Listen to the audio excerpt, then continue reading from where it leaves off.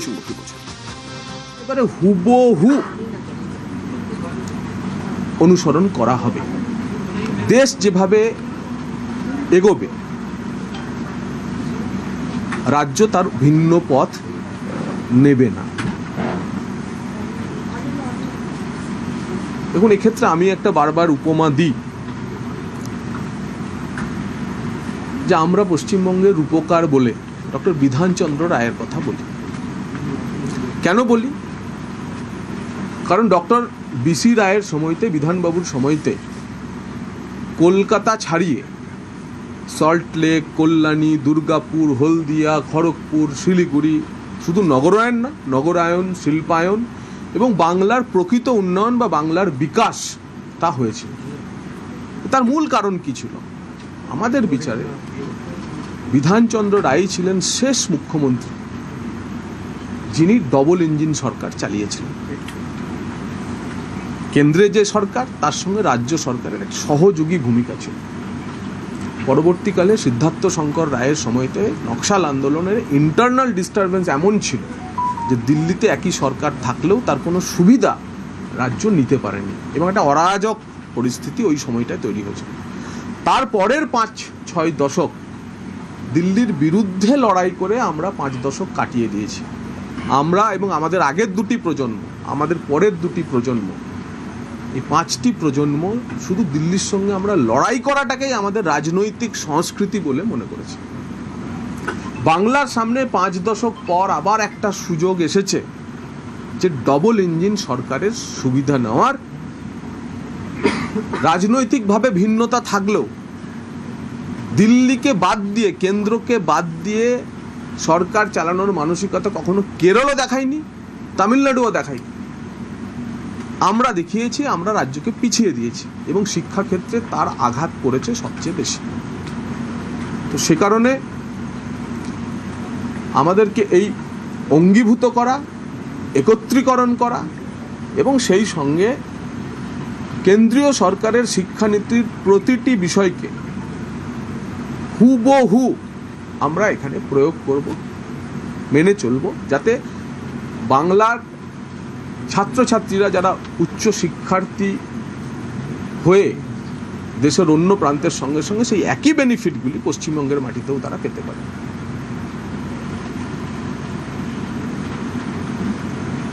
এবং সেই সঙ্গে পশ্চিমবঙ্গের যে পশ্চিমবঙ্গ কার্যত শিক্ষাক্ষেত্রে জ্ঞান সাগর এবং গুণ সাগর হিসেবে ছিল, আমাদের লক্ষ্য ভারতীয় জনতা পার্টির এই সরকারের যে আগামী 5 বছরে শিক্ষাক্ষেত্রে পশ্চিমবঙ্গ আবার সারা ভারতবর্ষে অধিনায়কত্ব করবে, সেই জায়গায় নিয়ে যাওয়া এবং তার জন্য যা যা করণীয়, আমাদের যে কারণে আমাদের পশ্চিমবঙ্গের মানুষ এত ভোট দিয়ে নিয়ে এসছে রাষ্ট্রবাদকে সমর্থন করে, সেই রাষ্ট্রবাদের উপর আধারিত শিক্ষা ব্যবস্থাকে এগিয়ে নিয়ে গিয়ে ভারতের সঙ্গে অঙ্গীভূত করে এবং উৎকর্ষতা এবং নৈপুণ্যের চর্চা করে উচ্চশিক্ষাকে তার নির্দিষ্ট জায়গায় পৌঁছানো, বাঙালিকে উচ্চশিক্ষায় আবার প্রতিষ্ঠা দেওয়াই হবে আমাদের সরকারের একমাত্র কাজ। বলছি, ব্রেন ড্রেন এই মুহূর্তে একটা ভীষণ বড় বিষয় বাংলার ক্ষেত্রে। বাংলায় 12 পাস করার পরেই ছেলেমেয়েরা থাকছে না, তারা বাইরে চলে যাচ্ছে। গত 5 দশক ধরে যে এই প্রক্রিয়া এবং গত 15 বছর ধরে যা অত্যন্তভাবে বেড়ে গেছে এবং এমন কোনো একটি ক্ষেত্র নেই যে ক্ষেত্রে আপনি বলতে পারেন যে শিক্ষাক্ষেত্রের এই অংশটি ভালো। যদি ভালো থাকে আপনারা যদি দেখিয়ে দেন, আমরা সেটা দরকার হলে এগিয়ে নিয়ে যাব। কিন্তু আমিও 1-1.5 ঘন্টা রিভিউ করার পরেতে আমি এমন কোনো ক্ষেত্র দেখলাম না। আজকে অফিসারেরা সব মন খুলে প্রাণ খুলে কথা বলছেন। আমরা যে বলছি, আমরা যে গেছি ভোট চাইতে যখন মানুষের কাছে, যে ভয় আউট ভরসা ইন, আজকে আমি আমার দপ্তরের অফিসারদের দায়িত্ব নেওয়ার পর দেখলাম যে সত্যি এটা বাস্তবতা। তাদের যে দম বন্ধ করা পরিবেশ ছিল, তারা এমআইসির সামনে গিয়েও আসলে কি সেটা বলতে পারতো না, পলিটিক্যালি কারেক্ট হয়ে বলতে পারতো। সেই পরিস্থিতি বদলাচ্ছে, বদলাবে এবং অ্যাজ এ টিম আজকে তো সবে শুরু হলো, ধীরে ধীরে ধীরে ধীরে শিক্ষাক্ষেত্রে যে বদল আসবে আপনারা বুঝতে পারবেন। কলেজ সরকারের বিশ্ববিদ্যালয় আমলে দেখা মৌলসী গিয়েছিল যে পাঠটা করে দিয়েছিল। নিয়োগ গত প্রক্রিয়া কয়েকদিনের ঘটনা দেখা গেছে সুরেন্দ্রনাথ কলেজ থেকে শুরু করে বেশ কিছু কলেজ এবং কলকাতা বিশ্ববিদ্যালয়, যাদবপুর বিশ্ববিদ্যালয়, সেখানে বাম জামানার মধ্য মেধার চাষ থেকে তৃণমূল জমানার মেধাহীনতার দিকে যে শিক্ষা এগিয়ে গেছে তার উদাহরণ হচ্ছে কলেজে বেডরুম পাওয়া। কলেজে লাইব্রেরির বদলে, কম্পিউটার ল্যাবের বদলে আপনারা বেডরুম দেখাচ্ছেন। এই ব্যবস্থার বদলের জন্যই মানুষ ভারতীয় জনতা পার্টিকে ভোট দিয়েছে। শিক্ষক নিয়োগের যে পরীক্ষা সেগুলো নিয়মিত হতো না, শিক্ষক নিয়োগের পরীক্ষাগুলো নিয়মিত হতো না, এবং এই সরকার আমরা কিভাবে হবে? নির্বাচনে গিয়ে আমাদের মুখ্যমন্ত্রী আমাদের সংকল্পপত্রে আমরা যেটা বলেছি সেটা হচ্ছে বছর বছর এসএসসি, বছর বছর সিএসসি, বছর বছর পিএসসি, বছর বছর মিউনিসিপ্যাল সার্ভিস কমিশন, বছর বছর কোঅপারেটিভ সার্ভিস কমিশন, বছর বছর পুলিশের নিয়োগ, বছর বছর পুরসভা পঞ্চায়েতে নিয়োগ, এবং দুর্নীতিমুক্ত প্রশাসন, ঘুষমুক্ত চাকরি। নিশ্চিত থাকুন, উচ্চশিক্ষা কি, কারিগরি শিক্ষা কি, স্কুল শিক্ষা, নিয়োগ হবে একেবারে স্বচ্ছ এবং ঘুষমুক্ত। জনতা উচ্চশিক্ষার ক্ষেত্রে আমরা দেখেছি যে দীর্ঘদিন ভাইস চ্যান্সেলর রিক্রুটমেন্ট নিয়ে রাজ্যপাল সংঘাত চলেছে, সেক্ষেত্রে বিশ্ববিদ্যালয়ের প্রতি আপনাদের অ্যাপ্রোচ কি হবে? আর ছাত্র সংসদ নির্বাচন দীর্ঘদিন ধরে বন্ধ, কি করতে হবে? আজকে সবে শুরুর দিন, আমি আজকে নির্দিষ্ট কোনো বিষয় নিয়ে আমি বলবো না। আমি মোটা আমাদের সরকারের যে উচ্চশিক্ষা নীতি হবে, যে ডাইরেকশনে উচ্চশিক্ষাকে নিয়ে যাওয়া হবে, সে নিয়েই বলবো। আজকে কোনো নির্দিষ্ট বিষয় নিয়ে কিছু বলবো না। আজকে আমরা একটা মোটা প্রথম দিনে রিভিউ করেছি। আজকে নির্দিষ্ট কোনো বিষয় নিয়ে কোনো আমার প্রতিক্রিয়া থাকবে না। বিশ্ববিদ্যালয়ের যে স্বায়ত্ত শাসন সেটা ছিল না, সেটা দেওয়ার ক্ষেত্রে আপনার ভূমিকা নেবেন কি? আইন বলছে সমস্ত বিশ্ববিদ্যালয়ই স্বায়ত্ত শাসিত হয়েই চলে এসেছে। যদি স্বায়ত্ত শাসন আপনার 15 বছর ধরে দেখে মনে হয় যে বিশ্ববিদ্যালয়গুলোর স্বায়ত্ত শাসন ছিল না, তার অর্থ হচ্ছে এই কারণেই মানুষ পরিবর্তন করেছে। বলছি, যোগ্য চাকরিহারা শিক্ষক, জগন্নাথ দা, যোগ্য চাকরিহারা শিক্ষকদের একটা বিরাট আন্দোলন আমরা দেখে এসেছি এই গত 5 আজকে বছর। আমরা শুধুমাত্র নির্দিষ্ট দায়িত্ব নিয়ে দপ্তরের কাজ বোঝা এই নিয়েই হয়েছে। আজকে কোনো স্পেসিফিক বিষয় নিয়ে কিছু বলবো না। দাদা, দেখা গেছে যে কলেজে একটা দীর্ঘ পথ পেরিয়ে উচ্চশিক্ষামন্ত্রী সাংবাদিকতা আমার পূর্বাশ্রমের বিষয়, আমি ভুলে গেছি। দাদা, কলেজে দেখা গেছে যে বায়োমেট্রিক ইন্ট্রোডিউস করার ক্ষেত্রে আপনারা কিভাবে সেটাকে কলেজগুলোর ক্ষেত্রেও সেগুলো ইন্ট্রোডিউস করার ক্ষেত্রে কিছু চিন্তা ভাবনা করছেন? অলরেডি তো এখানে যত জায়গায় হচ্ছে, কিন্তু সরকারি অফিস হচ্ছে, কিন্তু কলেজ বা বাকি জায়গাগুলোতে যা কিছু শুরু হবে উচ্চশিক্ষা দপ্তর থেকে শুরু হবে। আজকের বৈঠকে সিদ্ধান্ত হয়েছে সময়ে আসা, সময়ে যাওয়া, এটা উচ্চশিক্ষা দপ্তর প্রথম শুরু করবে উচ্চশিক্ষা দপ্তরের উচ্চ স্তরের অফিসারদের দিয়ে। তারপরে সেটা ধীরে ধীরে ধীরে ধীরে নিচে নামবে। বিষয় এমন হবে না যে কলেজের টিচাররা আগে ঢুকবে আর উচ্চশিক্ষা দপ্তরের অফিসাররা যখন খুশি ঢুকবে। তাই আগে আমি এবং আমার টিম, তারা আগে সময়ে আসা, সময়ে যাওয়ার সংস্কৃতি ফিরিয়ে আনবো বিকাশ ভবনে। এই কালচার প্রথম এখান থেকে শুরু করতে হবে, তারপর সেটা আস্তে আস্তে নিচে যাবে এবং দ্রুত যাবে। মুখ্যমন্ত্রী সবসময় দুর্নীতির বিরুদ্ধে জিরো টলারেন্স বার্তা দিচ্ছেন, শিক্ষাক্ষেত্রে, উচ্চশিক্ষাক্ষেত্রে সেটা কিভাবে কার্যকর করবে? উচ্চশিক্ষার ক্ষেত্রে প্রতিটি পরতে এখানকার দুর্নীতি, মানে আপনি কি বলতে চাইছেন? শুধু আর্থিক দুর্নীতি? উচ্চশিক্ষার দুর্নীতি আরো গভীরতর দুর্নীতি। এখানকার দুর্নীতি ভিন্ন ধরনের দুর্নীতি। এখানকার দুর্নীতি, আমি জিজ্ঞাসাই তো করলাম, ডাইরেক্টর ইনফ্লুয়েন্স নেই এখানে বসে? বলো না ডাইরেক্টর ইনফ্লুয়েন্স বলে তো কিছু হয় না। উচ্চশিক্ষায় একটা অশরীরী ডাইরেক্টর ইনফ্লুয়েন্সের প্রভাব কাজ করে, তো ডাইরেক্টর ইনফ্লুয়েন্স থাকবে না। নিয়ম কায়দায় স্বচ্ছতার সঙ্গে সব কাজ হবে। আপনাদের বিচারে যদি মনে হয় যে আর্থিক দুর্নীতিটাই একমাত্র দুর্নীতি, সেটা তো দুর্নীতি আছেই, কিন্তু হায়ার এডুকেশনের মতো একটি সংবেদনশীল জায়গায় তার থেকেও বড় যা আছে তা হচ্ছে ফেভারিটিজম। তার থেকেও বড় যেটা আছে যে গুণগত মানের সঙ্গে কম্প্রোমাইজ করা, তো সেই সব বিষয়গুলো এবার না আনলে আমরা যে ব্যুৎপত্তির কথা বলছি সেটা আমরা প্রতিষ্ঠা করতে পারবো না। আচ্ছা, অনেকগুলো প্রকল্প যেরকম স্টুডেন্ট ক্রেডিট কার্ড, তারপরে হচ্ছে আমি আজকে নির্দিষ্ট কোনো প্রকল্পের কথা বলবো না। আমি আজকে সরকার প্রতিষ্ঠার পর দায়িত্বভার গ্রহণ এবং দায়িত্বভার গ্রহণের পরেতে মোটা আমাদের যা নীতি সেটাই আপনাদের জানাচ্ছি, যে রাষ্ট্রবাদের উপর আধারিত, দেশের সঙ্গে একীভূত, স্বচ্ছ, প্রভাবমুক্ত শিক্ষা ব্যবস্থা উৎকর্ষ এবং নৈপুণ্যের বিকাশের লক্ষ্যে আগামী 5 বছর উচ্চশিক্ষা দপ্তর কাজ করবে। আপনার দপ্তরে যে ভয়াবহ দুর্নীতি, যেটা আপনি বলছেন যে মানে বহুবিধ দুর্নীতি, তাদের বিরুদ্ধে তদন্ত বা তাদের বিরুদ্ধে কোনো ব্যবস্থা নেওয়ার কোনো রকম কর্মসূচি ভেবেছেন? আগে দেখুন কি হয়। শেষ প্রশ্ন একটা, আগের সরকার বেশ কিছু কাজ সেগুলো করবে বলে করছি বলে দাবি করলো, স্কলারশিপ বা অন্য অনেক। দেখুন, সরকার আগের সরকার পরের সরকার বলে হয় না, সরকার একটা কন্টিনিউটি। যে বিষয়ে যে কাজ, পুরনো কাজের মধ্যে র্যাশনালিটি থাকবে সেই কাজকে আমরা এগিয়ে নিয়ে যাবো। আগের সরকার করেছে, রাজনৈতিকভাবে ভিন্ন সরকার ছিল বলে আমরা সেসব কাজ বন্ধ করে দেবো এমন হয় না, কিন্তু ইররেশনাল কোনো কিছু কাজ থাকলে সেগুলোকে আমরা এগিয়ে নিয়ে যাবো। ইররেশনাল কাজ আমি নির্দিষ্টভাবে বলছি না রিজুবাবু, কিন্তু ইররেশনাল কাজ আমরা এগিয়ে নিয়ে যাব না। র্যাশনাল কাজ যা থাকবে তার কন্টিনিউটি থাকবে। আমি নির্দিষ্টভাবে কোনো বিষয় আজকে যাচ্ছি না, আমি শুধুমাত্র ডাইরেকশনটার কথাই বারবার বলতে চাইছি। কলেজ বিশ্ববিদ্যালয়গুলোতে অনেক বহিরাগতদের দাপট দেখা গেছে, তারা এখনো বিভিন্ন ফর্মে আছে। আমি যে 4টে লাইন বলছি সেই 4টে লাইনের মধ্যেই সব কথা লুকানো আছে। আমি নির্দিষ্টভাবে আজকে কোনো কথা বলবো না। ঠিক আছে, thank you so much. Political প্রশ্ন করবো? বলো। বলছি যে আজকে তৃণমূলের তহবিল যাবে কার দখলে?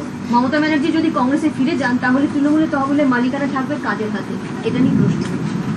সেটা তৃণমূলের ভিতরের বিষয়ে আমি একজন রাজ্য মন্ত্রিসভার সদস্য হিসেবে কি বলতে পারি, নিয়ে প্রতিক্রিয়া দেওয়ারও আমাদের কিছু নেই। তবে আশ্চর্যের, দুঃখের, পরিতাপের বিষয় যে তৃণমূল কংগ্রেস হেরে যাওয়ার আমাদের সরকারের এখনো আঁতুর কাটেনি। তো তৃণমূল কংগ্রেস এটা নতুন সরকারের আঁতুর কাটার আগেই উবে গেল।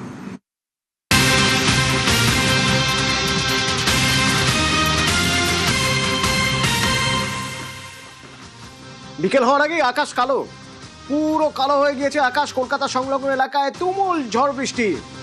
একবার সেই ছবি আপনাদের দেখাতে চাইবো। কলকাতার অবস্থা, ঝড় বৃষ্টি, কত কিলোমিটার বেগে ঝড়,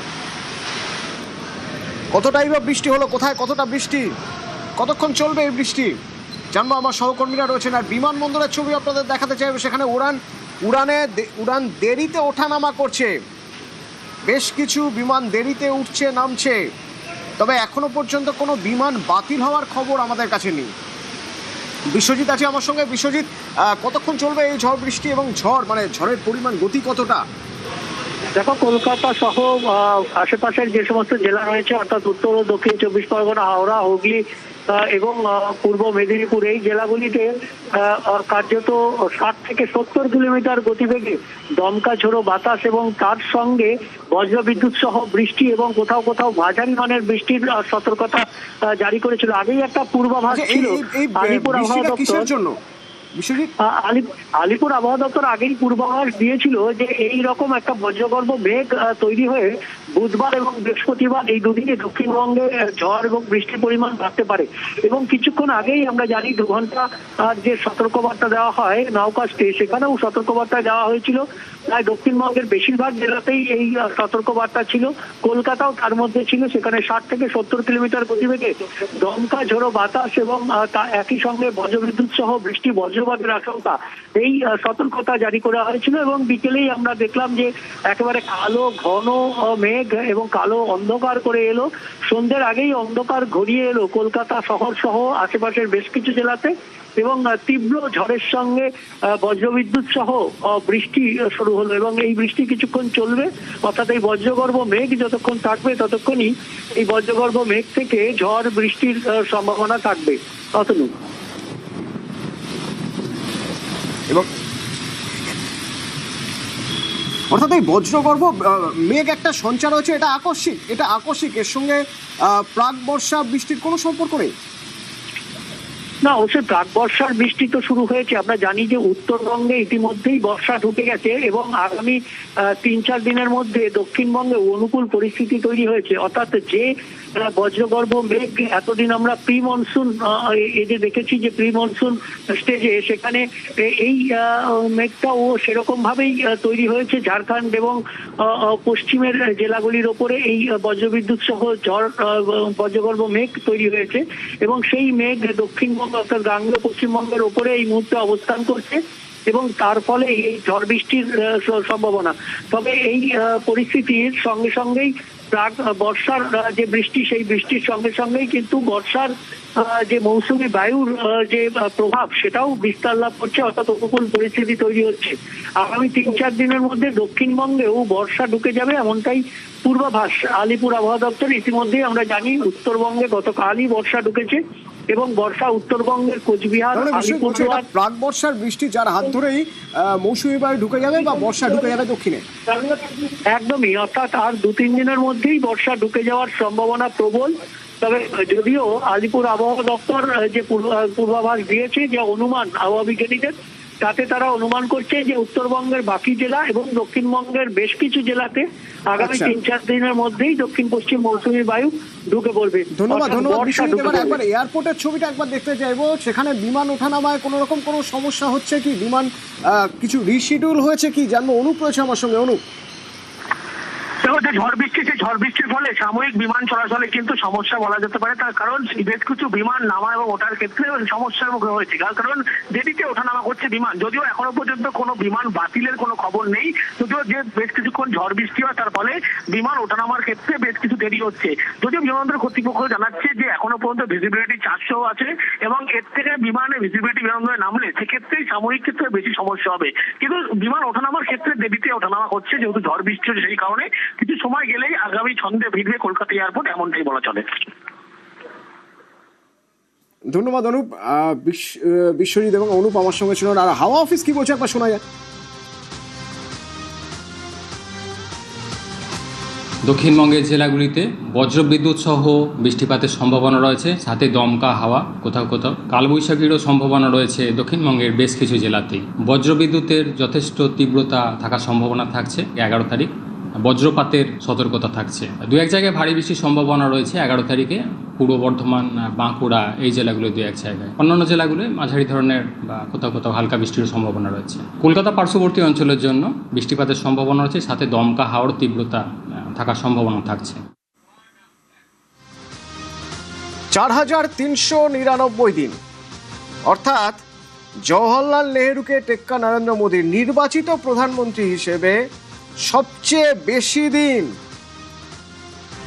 নরেন্দ্র মোদীর 1 যুগ।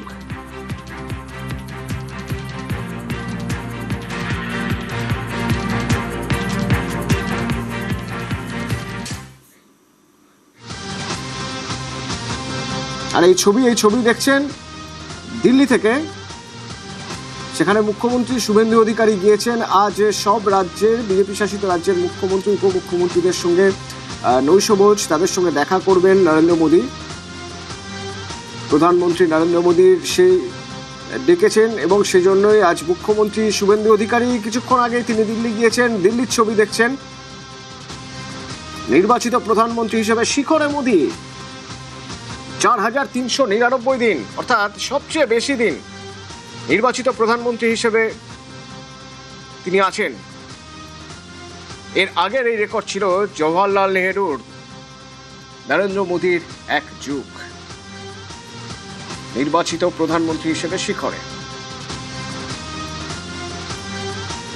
এবং আজকের এই দিনটিকে উদযাপনের জন্য বলা যেতে পারে যে বিজেপি শাসিত সবকটি রাজ্যের সব মুখ্যমন্ত্রীদের আহ্বান জানিয়েছেন প্রধানমন্ত্রী নরেন্দ্র মোদী ভারত মণ্ডপম। সেই ভারত মণ্ডপমে সেখানে আজ তাদের সঙ্গে মিট করছেন। এ রাজ্যের মুখ্যমন্ত্রী শুভেন্দু অধিকারীও গিয়েছেন। আজকের আরো একটা ছবি আপনাদের দেখিয়ে রাখতে চাইব। ভারত মণ্ডপম, সেই ভারত মণ্ডপমে যখন সব অতিথিরা রয়েছেন, সব রাজ্যের মুখ্যমন্ত্রীরা রয়েছেন, সেখানে ঝালমুড়ি, আমাদের রাজ্যের মুখ্যমন্ত্রী ঝালমুড়ি তুলে দিলেন প্রধানমন্ত্রী নরেন্দ্র মোদীর হাতে। সেখানে আমাদের রাজ্যের মুখ্যমন্ত্রীও রয়েছেন শুভেন্দু অধিকারী এবং অন্যান্য রাজ্যের মুখ্যমন্ত্রীরা রয়েছেন। দেখুন, আরো একবার দেখুন সেই ছবি।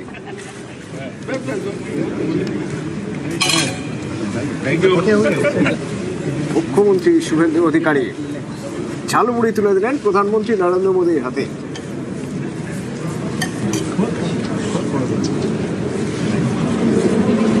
এই ঝালমুড়ি যা আমরা দেখেছি যখন নির্বাচনী প্রচারে এসেছিলেন, 10 টাকার ঝালমুড়ি খেয়ে গিয়েছিলেন ঝাড়গ্রাম থেকে প্রধানমন্ত্রী। আজ বিশেষ দিন প্রধানমন্ত্রী নরেন্দ্র মোদীর, সেই বিশেষ দিনে সেখানে ঝালমুড়ি স্টল, বাংলায় লেখা আছে পিছনে ঝালমুড়ি। বিভিন্ন রাজ্য থেকে বিভিন্ন খাবারের স্টল হয়তো রয়েছে, বাংলা থেকে ঝালমুড়ি স্টল। এবং সেখানে যখন প্রধানমন্ত্রী নরেন্দ্র মোদী এসে পৌঁছলেন, মুখ্যমন্ত্রী শুভেন্দু অধিকারী তার হাতে তুলে দিলেন ঝালমুড়ি।